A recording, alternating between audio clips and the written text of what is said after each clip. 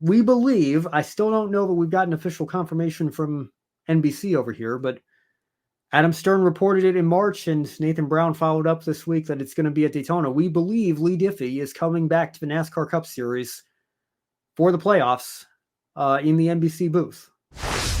There's a lot of excitement for Leigh coming in here, and a lot of anticipation, and maybe more so considering that Leigh just got back from Paris, or is about to be back from Paris, perhaps, from calling the track and field events, the vast majority of those in the Olympic Games.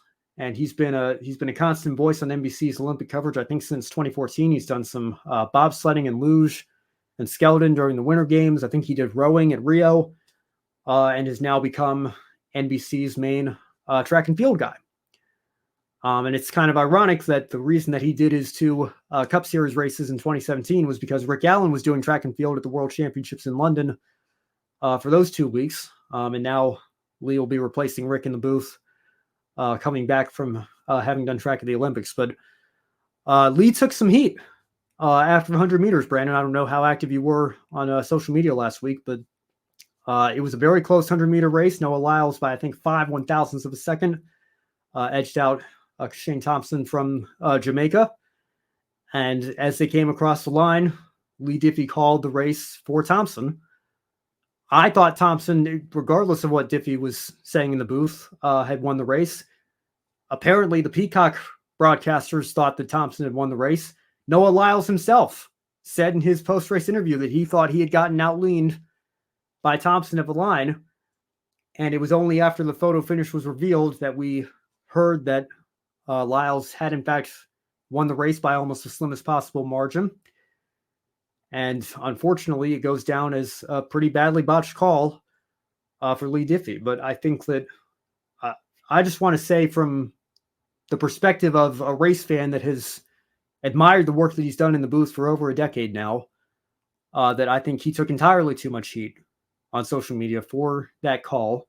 I'm not excusing it. I'm not saying that, it's actually worth defending because it added to the moment or anything. I agree. I think he made a mistake, and he even acknowledged it on his social media post, saying, I should have not been so bold to call it. I should have said it's going to go to a photo finish, or it's too close to call, or something along those lines, and not declared a winner when it was too close to call from a naked eye.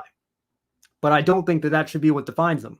And I think that the fans that stuck around for the Olympics hopefully got to see the absolute pro in the booth that he is, because he bounced back in a massive way on that epic 1500 with Cole Hocker stealing it at the end for the United States, and Quincy Hall doing the same in the 400 meters. He had a great Olympic Games aside from that one moment. And I just hope that it's not his defining legacy from these Paris Games. I don't think it's going to be. I think everybody's cooled down from that moment here. But, again, I was so happy to hear him get this opportunity, and I'm happy that he's coming over to NASCAR Cup to call our final, 11 races of the top series in NASCAR for NBC Sports. And I look forward to hearing what he has to say on the calls and help us close this season out, because I think he is one of the best voices, not just that NBC has, but that anybody has in sports right now. And again, It's unfortunate that some people are going to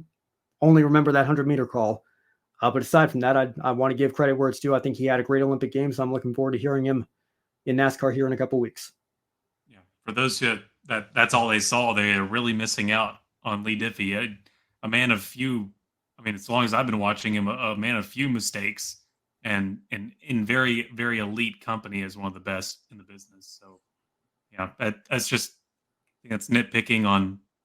I mean, sure, it was a botched call, but it was also a very, very close finish. He was really into the moment, and I mean, we all get that way sometimes.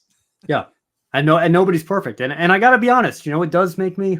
Don't Hannah Montana on me right now. Don't. Well, no, I'm not going to do that. But I will say, I'll be like Kyle Petty. How's that? Let me say this. I'm saying this. I don't know. It does kind of make me sit back and wonder. Am I sometimes too hard on the Rick Allens, or back in the day? I've kind of done maybe not a complete 180, because I'm sorry, Matthew, if you're watching this, I still will take Harry Callis's call of the 2008 World Series every time. Joe Buck sounded completely bored and out of it to me for that. But I digress. My opinion of Joe Buck has certainly changed over the years, but wasn't a fan of him when I was younger. Probably not a fan of Rick Allen for much of certainly his NBC career. But I think we do have to remember that these are human beings that are flawed and will make mistakes from time to time, and it shouldn't be what defines their legacy in the booth. And I don't think we got to see Al Michaels and Bob Costas on the last day of NBC's Paris coverage with Mike Tirico there, sharing their memories and looking forward to the games coming back here to the U.S. in 2028 with Los Angeles. And, all three of those men. And Tirico made a mistake during the gold medal ceremony, misidentifying.